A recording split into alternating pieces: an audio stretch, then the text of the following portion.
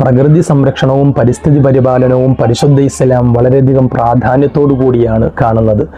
കൃഷി ഒരു സാമൂഹിക സേവനവും പരിസ്ഥിതി സംരക്ഷണവും പരലോകത്തേക്ക് കരുതി വെക്കാൻ കഴിയുന്ന സുഹൃതവുമാണ്.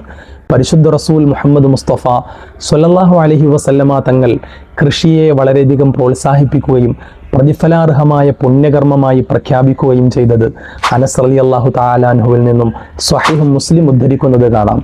മാമിൻ മുസ്ലിമിൻ യഗ്രിസു ഖർസൻ ഔ യസ്റഉ സറഅൻ ഫയഅകുലു മിൻഹു തയ്റുൻ ഔ ഇൻസാനുൻ ഔ ബഹീമത്തുൻ ഇല്ലാ കാന ലഹു ബിഹി സദഖ. ഏതെങ്കിലും മുസ്ലിമായ മനുഷ്യൻ ഒരു ചെടി നടുകയോ കൃഷി ചെയ്യുകയും എന്നിട്ട് അതിൽ നിന്നും ഏതെങ്കിലും ഒരു പക്ഷിയോ മനുഷ്യനോ മൃഗമോ ഭക്ഷിക്കുകയും ചെയ്താൽ തീർച്ചയായും അതവന് സ്വതക്കയുടെ പ്രതിഫലമായി തീരുന്നതാണ്. പ്രിയമുള്ളവരെ, ഭൂമിയെ തരിശാക്കിയിടാതെ കൃഷി ചെയ്ത് സജീവമാക്കാനാണ് മുത്തുനബി സല്ലല്ലാഹു അലൈഹി വസല്ലമ തങ്ങൾ പ്രോത്സാഹിപ്പിച്ചിട്ടുള്ളത്. ജാബിർ റളിയല്ലാഹു തആല അൻഹുവിൽ നിന്നും സ്വഹീഹ് മുസ്ലിം ഉദ്ധരിക്കുകയാണ്. ഹബീബ് സല്ലല്ലാഹു അലൈഹി വസല്ലം പ്രസ്താവിക്കുന്നു, മൻ കാനത്ത് ലഹു അർളുൻ ഫൽയസ്റഅഹ. ആർക്കെങ്കിലും ഭൂമി ഉണ്ടെങ്കിൽ അതിലവൻ കൃഷി ചെയ്തു കൊള്ളട്ടെ. ഫൈലം യസ്റഅഹ, ഇനി അവൻ കൃഷി ചെയ്യുന്നില്ല എങ്കിൽ ഫൽ യുസ്രിഅഹ അഖാഹു, കൃഷി ചെയ്യാൻ തൻ്റെ സഹോദരൻ അതിനെ നൽകിക്കൊള്ളട്ടെ.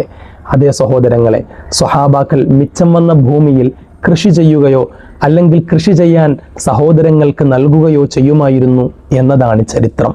നമുക്ക് ചുറ്റുമുള്ള മണ്ണിൽ നാം ഫലവൃക്ഷത്തൈകൾ വെച്ച് പിടിപ്പിച്ച് ഈ പരലോക പ്രതിഫലത്തിൽ പങ്കാളികളാകാൻ പരിശ്രമിക്കുക.